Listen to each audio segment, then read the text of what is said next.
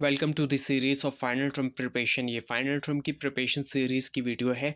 Complete series इस channel के ऊपर अपलोड की जा रही है और आज की वीडियो के अंदर आपको MGT 610 के लेक्चर नंबर 23 से लेकर 30 तक के मेन पॉइंट्स करवाए जा रहे हैं फाइनल टर्म की प्रिपरेशन के लिए। तो शुरू करते हैं आज के इस ट्यूटोरियल को। इसमें सबसे पहले जो है वो ओलिगोपोलिस्टिक कंपटीशन है, जो कि एक मार्केट स्ट्रक्चर है, एक तरह की मार्केट होती है वो, जहाँ पे जारी बात है अनएथिकल किस्म की प्रैक्टिसेस देखने में आती है, जहाँ पे मार्केट को जो है वो डोमिनेट किया होता है। कुछ फर्म्स ऐसी होती हैं जिन्होंने किया हुआ होता है और आपस में मिल के वो कोलिट कर जाते हैं, मिल जाते हैं। वो एक तरह से कोलूट इस तरह करते हैं कि वो हाई प्राइस जो वो चार्ज करते हैं, कंपटीशन को वो रोकते हैं, इनकी दूसरी फर्म्स को आने से रोकते हैं और पोटेंशियली तौर पे ज़ाहिर बात है वो सोसाइटी को वो हार्म कर रहे होते हैं। एक तरफ तो कस्टमर भी उनको सोसाइटी से मिलते हैं, लेकिन दूसरी तरफ वो सोसाइटी को ही नुकसान पहुंचा रहे होते हैं।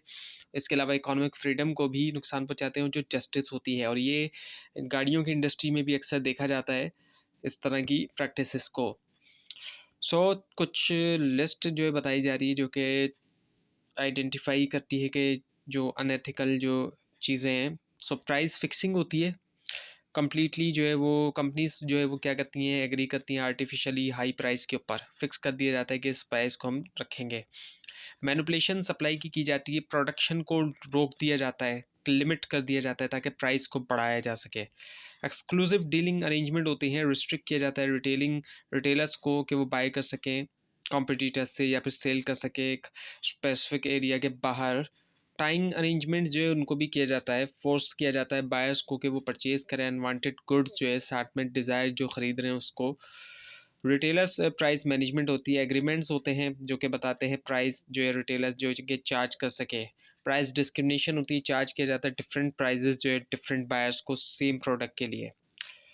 और कई सारी इंडस्ट्रियल जो और ऑर्गेनाइजेशनल फैक्टर है जिनसे कंपनीज जो है वो इंगेज होती हैं इन प्रैक्टिसेस के अंदर। और जो क्राउडेड और मैच्योर मार्केट है, ओवर कैपेसिटी और डिक्लाइनिंग प्रॉफिट प्रेशर करता है मैनेजर्स को कि वो इंगेज हो अनएथिकल प्रैक्टिस के अंदर। Job order nature of business होती है, फ्रीक्वेंट और डिसेंट्रलाइज प्राइसिंग डिसीजन जो होते हैं, लो लेवल सेल्स पीपल की तरफ से इंक्रीज करते हैं कोलिजन रिस्क। अब है अनडिफरेंशिएटेड प्रोडक्ट्स। जब प्रोडक्ट जो है वो सिमिलर होती हैं, कंपनीज जो है वो ज़्यादा जो है वो टेम्प्ट होती हैं कि कोलूट करें प्राइस के ऊपर। कल्चर ऑफ द बिजनेस होता है, अगर प्राइस फिक्सिंग एक्सेप्टेड है या इनकरेज की जाती है कंपनी में, तो ये मुमकिन तौर पे होगी।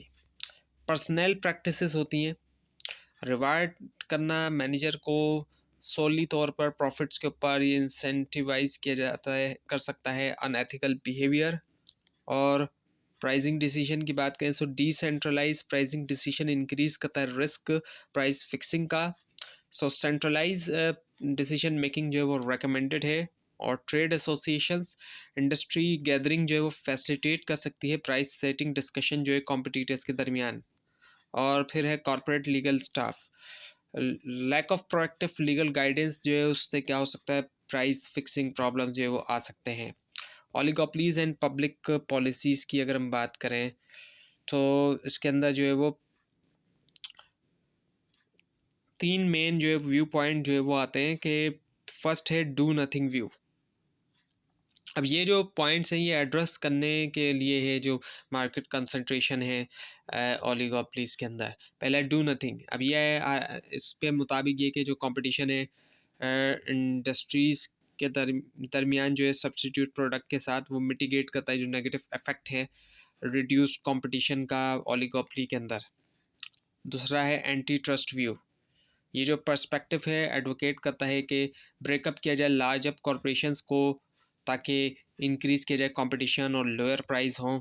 थर्ड जो है वो रेगुलेशन व्यू है, जो कि बताता है कि रेगुलेट किया जाए लार्ज फर्म को, के रोका जाए हार्म कस्टमर्स का, जबकि प्रिजर्व किया जाए इकोनॉमीज ऑफ स्केल्स को भी। पॉल्यूशन के बारे में अब यहाँ पर है कि पॉल्यूशन जो है वो क्या है। ये जो है अनडिज़ायरेबल जो है ज़ाहिर बात है कंटेमिनेशन होती है एनवायरनमेंट की। इससे एनवायरनमेंट जो है उसको ज़ाहिर बात है ख़राब हो जाता है एनवायरनमेंट, और डैमेज होती है हमारी ओजोन लेयर भी। रिसोर्स डिप्लेशन में क्या होता है कि कंजम्पशन की जाती है फाइनाइट रिसोर्सेज, जो ऐसे रिसोर्सेज जो लिमिट में हमारे पास मौजूद हैं। और पॉल्यूशन भी एक तरह की फॉर्म है रिसोर्स डिप्लेशन की। सो एयर पोल्यूशन में हम देखें तो एक लॉन्ग स्टैंडिंग प्रॉब्लम है इंक्रीजिंग कॉस्ट के साथ। और ग्लोबल वार्मिंग जो है वो आज के दौर में हमें देखने में आ रही है, जो कि होती है ग्रीन हाउस गैसेस से, जो कि ट्रैप कर रही है हीट को। ओजोन डिप्लेशन हो रही है, CFCs की वजह से होती है ये, जो रिलीज होती है CFCs का, उससे क्या होता है स्किन कैंसर और क्रॉप जो है वो डैमेज हो जाती है। और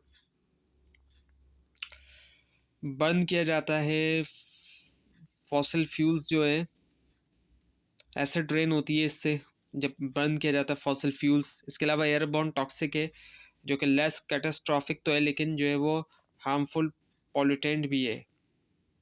एनवायरमेंटल एथिक्स है, अब ये जो स्टडी है मॉरल रिलेशनशिप की ह्यूमंस और एनवायरनमेंट के दरमियान, जिसमें शामिल है मॉरल स्टेटस एनवायरनमेंट का और उसके नॉन ह्यूमन कंटेंट्स का। एयर पोल्यूशन कोई नई चीज़ नहीं है, लेकिन एक हिस्टोरिकली जो है प्रॉब्लम है, एक्सकर्बेट हुई है इंडस्ट्रियल लाइजेशन से, उसमें इजाफा हुआ है। अब है तो कोई कोई जारी बात है, एक नई चीज़ तो नहीं है, लेकिन जारी बात है इंडस्ट्रियल रेवोल्यूशन से बहुत ज़्यादा इसके अंदर जो है वो इजाफा देखने में आया है। ग्लोबल वार्मिंग है, जो कि होती है ग्रीन हाउस गैसेस से ट्रैप करी हीट, और इससे क्लाइमेट चेंज भी जो है वो हमें देखने में आता है। ओजोन डिप्लेशन हो रही है, डैमेज जो है वो जारी बात है CFC से जब होती है, ये CFC की वजह से थोड़ा डैमेज हो रही है प्रोटेक्टिव ओजोन लेयर, जो कि प्रोटेक्ट कर रही होती है। और एसिड रेन हो रही है, कॉम्बिनेशन है वाटर का भी और एयर पोल्यूशन का, हार्मफुल है एनवायरनमेंट के लिए। एयरबॉर्न टॉक्सिक हैं, रिलीज की जो होना, यानी कि हार्मफुल सब्सटेंसेस का एटमॉस्फेयर के अंदर। और एयर क्वालिटी,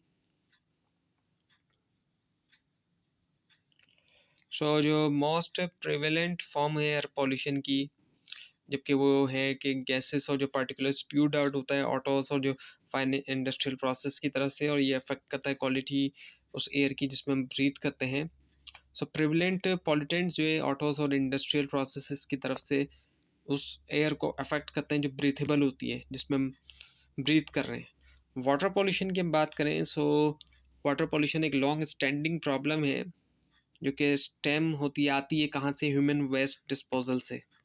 टॉक्सिक सब्सटेंस हैं, इनसे मुराद ये कि ऐसे सब्सटेंसेस जो कि इजाफा करते हैं मोर्टेलिटी के अंदर, इलनेस के अंदर, या फिर एनवायरमेंटल हार्म में भी। सॉलिड वेस्ट है, मैसिव अमाउंट होता है रेजिडेंशियल और इंडस्ट्रियल गार्बेज जो कि जनरेट हुआ।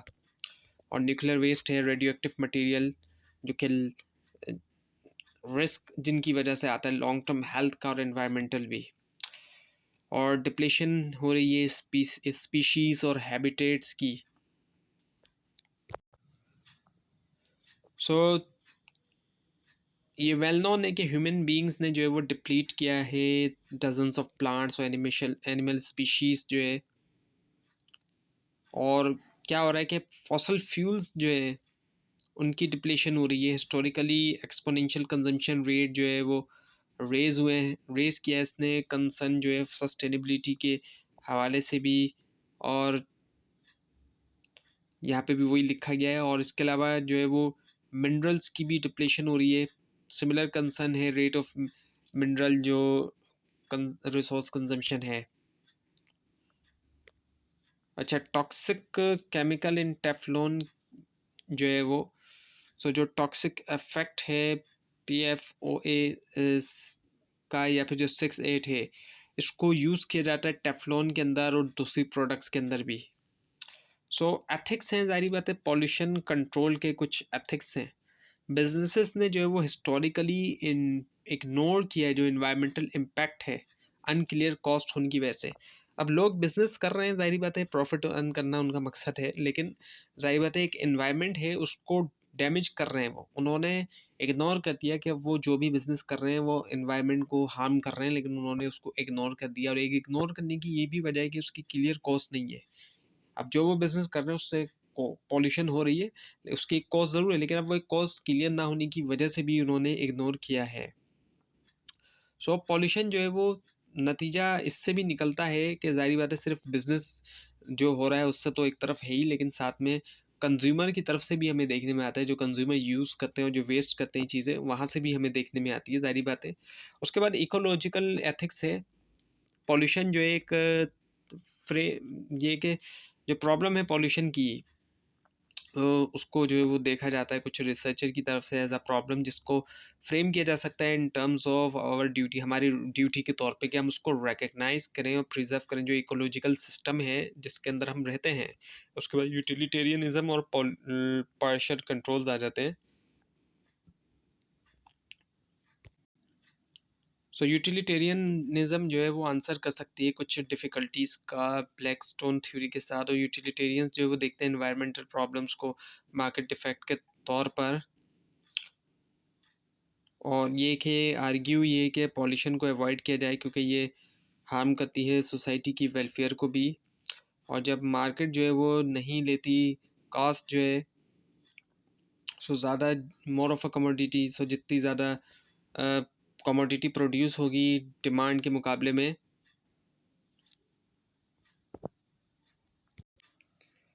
So private cost and social cost, ये दोनों तरह की जो है ज़ाहिर बात है डिफरेंट कॉस्ट हैं। सो जो प्राइवेट कॉस्ट होती है वो ऐसी कॉस्ट होती है जो कि प्रोड्यूसर्स जो है बर्दाश्त करते हैं, उसको प्राइवेट कॉस्ट कहा जाता है। और सोशल कॉस्ट वो कॉस्ट होती है, ज़ाहिर बात है वो प्रोड्यूसर्स नहीं बर्दाश्त करते, बल्कि टोटल कॉस्ट होती है जिसमें प्राइवेट कॉस्ट भी शामिल होती है और एक्सटर्नल कॉस्ट भी होती है। जबकि एक्सटर्नल कॉस्ट ऐसी कॉस्ट होती है जो कि दूसरों पे इम्पोज की जाती है, जैसे कि पॉल्यूशन है। पॉल्यूशन जो है ज़ाहिर बात है एक फर्म है या कोई भी बिजनेस हो रहा है वहाँ से हो रही है, तो वो एक एक्सटर्नल कॉस्ट है, वो प्रोड्यूसर बर्दाश्त नहीं करेगा, तो वो एक्सटर्नल कॉस्ट है। प्राइवेट कॉस्ट बर्दाश्त करेगा प्रोड्यूसर। सो प्राइवेट और एक्सटर्नल जब दोनों को मिलाएंगे तो फिर वो सोशल कॉस्ट में आ जाएगा। सो जब सोशल कॉस्ट को कंसिडर नहीं किया जाता, मार्केट जो है वो फेल हो जाती है एलोकेट करने के लिए रिसोर्सेज को इफेक्टिव एफिशिएंटली तौर पर भी। अब कुछ ज़ाहिर बात है सॉल्यूशन भी है पॉल्यूशन के लिए, और जो एनवायरमेंटल जस्टिस है,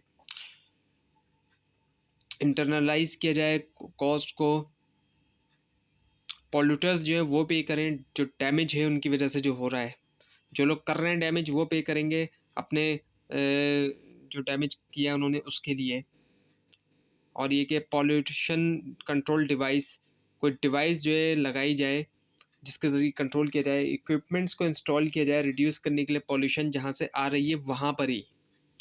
और जस्टिस हो, इंटरनलाइजिंग कॉस्ट जो है अलाइन होता है, जुड़ा हुआ है ये डिस्ट्रीब्यूटिव जस्टिस के साथ, क्योंकि इससे फिर रिड्यूस किया जाता है जो बर्डन है पुअर के ऊपर।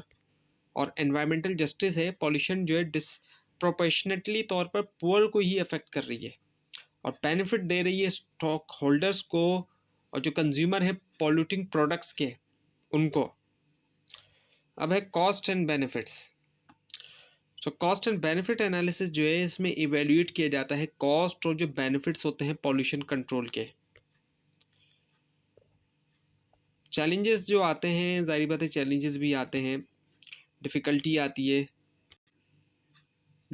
है, मेजर करने में वैल्यू जो है ह्यूमन लाइफ की, हेल्थ की, और जो अनसर्टेन फ्यूचर इम्पैक्ट होता है। थॉमस कलाइंस ने जो है अपना व्यू दिया, समराइज़ किया प्रोसीजर जो है वो कॉस्ट और बेनिफिट एनालिसिस का। तो जो पहला पॉइंट है वो कॉस्ट और बेनिफिट का, ये है कि उसको आइडेंटिफाई किया जाए कॉस्ट और बेनिफिट्स को पहले, और ये कि कौन इनकर करता है और कौन रिसीव करता है उनको। दूसरा ये कि इवेलुएट किया जाए कॉस्ट और बेनिफिट्स, जो कि बेस करता है उनकी वैल्यू के ऊपर जिनको इफ़ेक्ट किया है, और फिर ये कि कैलकुलेट किया जाए जो नेट सोशल बेनिफिट्स हैं, सब्ट्रैक्ट करते हुए टोटल कॉस्ट जो है वो टोटल बेनिफिट्स से। अब है फिर सोशल ऑडिट। अब ये एक टूल है मेजर करने के लिए, अंडरस्टैंड करने के लिए, इम्प्रूव करने के लिए ऑर्गेनाइजेशन की सोशल और एथिकल परफॉर्मेंस। और उसके बाद है फिर measurement of cost and benefits. So difficulty आती है मेजर करने में कॉस्ट और बेनिफिट जो है एनवायरमेंटल कॉन्टेक्स्ट के अंदर, पर्टिकुलरली जो चैलेंज एस्टिमेट करना और इवेल्यूएट करना है रिस्क का जो कि एसोसिएट होता है अनसर्टेन पॉल्यूशन इफेक्ट्स के साथ। तो ये थी आज की वीडियो। आपको इस बारे में कोई क्वेश्चन है, खासतौर पर इसमें कोई मिस्टेक दिखाई दे ज़रूर हाईलाइट कीजिए, और इस पूरी सीरीज़ को देखने के लिए और फाइनल टर्म एग्जाम्स की प्रिपरेशन के लिए इस चैनल को सब्सक्राइब कीजिए, बेल आइकन के ऊपर क्लिक कीजिए। Thanks for watching this video and best of luck for your exams.